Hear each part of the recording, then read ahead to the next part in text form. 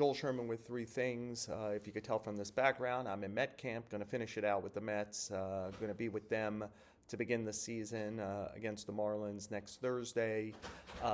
There is a little news here on Friday. We had it on Thursday first that Bo Bichette is going to start at shortstop today. It's a oneer. Him and Carlos Mendoza talked about this a few days ago, and Bichette was all on board. It was their plan. If Francisco Lindor had not made it back from his hamate surgery on his left hand, and it's taken a week early in the season for him to get fully back, I think the plan was that Bichette would go to shortstop, where he's played over 700 major league games. He obviously signed here 3 years at $126 million to play third base. But if they needed a short-term shortstop, it was going to be Bichette. So let's go through three things.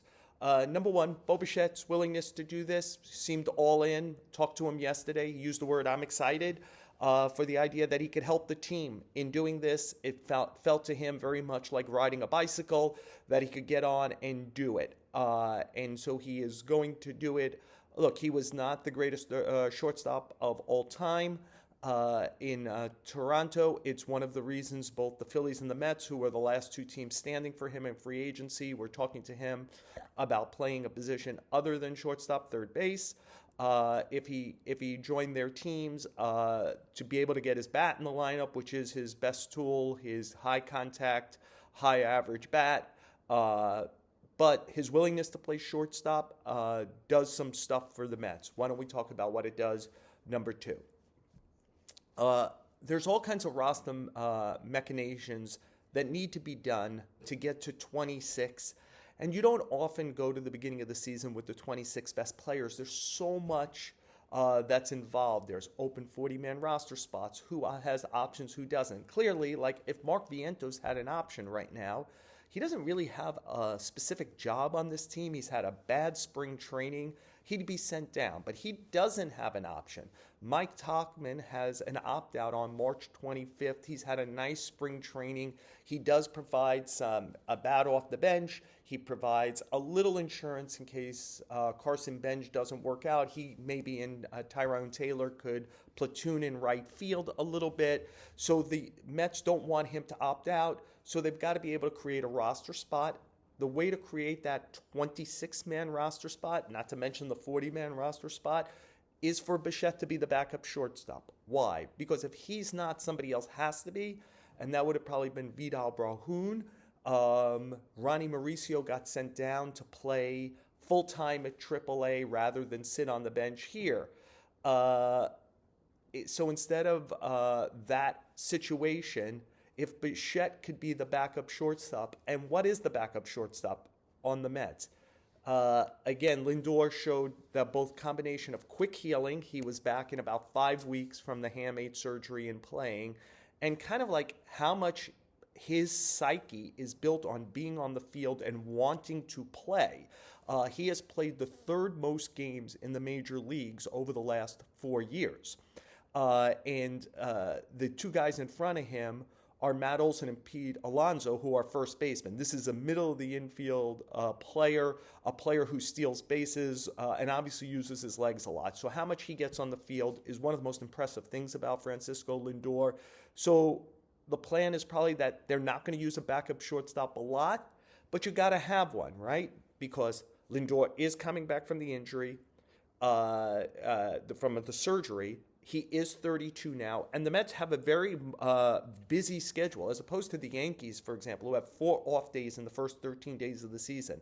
The Mets play on 10 of the first 11 days of the season and 19 of the first 21.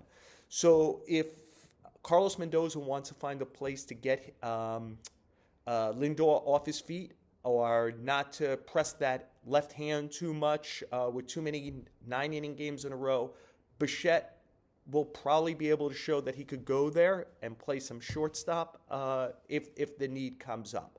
So that's, kind of like the most obvious thing is their roster situation makes a lot more sense if Bichette is the backup shortstop as opposed to anybody else. So I think that's why he's out on the field today. And so why don't we get to number 3? I do think it means that Carson Benge has made this team. The Mets have not announced that officially, but you just start playing the numbers game now. And unless the Mets are committed to a Tachman-Taylor combination in right field, then Benge is going to make it. And I almost feel Benge has to make it.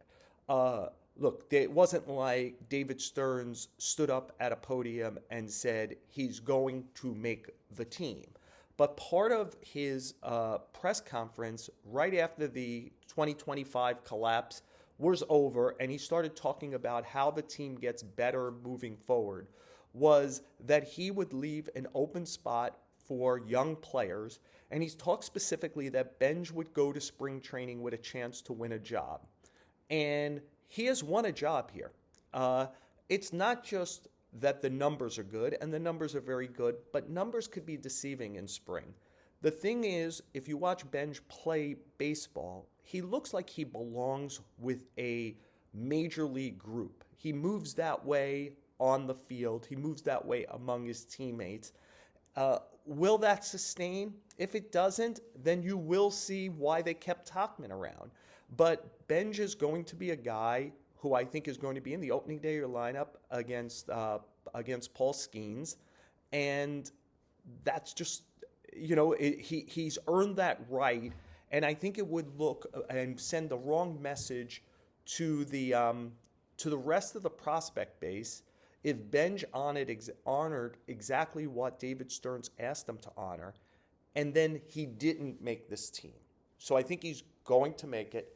I think Tachman's going to be a backup to him and maybe work into the DH slot a little. I think that DH slot initially is going to be some Beatty, Vientos, Tachman, and Vientos is going to have to show that he can hit, because it's as opposed to, say, Beatty, who can move all over the field, or Tachman, who can at least go into the outfield and play. I guess Vientos could play a little first base for Polanco on the days they don't want him there, but that's also could be Beatty. So Vientos is going to hit. One other thing to keep in mind on the Benge thing, if he finishes first or second for NL Rookie of the Year, and remember, Nolan McLean is still rookie eligible, Connor Griffin in Pittsburgh, Weatherholt in St. Louis. It's going to be a good year for rookies in the National League, I think. But if he finishes first or second, he gets a full year of service time. If he finishes first and the Mets keep him on the roster the whole year, the way that the system works after the last collective bargaining agreement, in an attempt to be an anti move to keep people from manipulating service, the Mets would get a draft pick if he wins Rookie of the Year after the first round in 2027. So there's every reason in the world for him to be on this roster, and I think you could connect the dots from Bo Bichette playing shortstop on Friday to Carson Benge making this Mets team.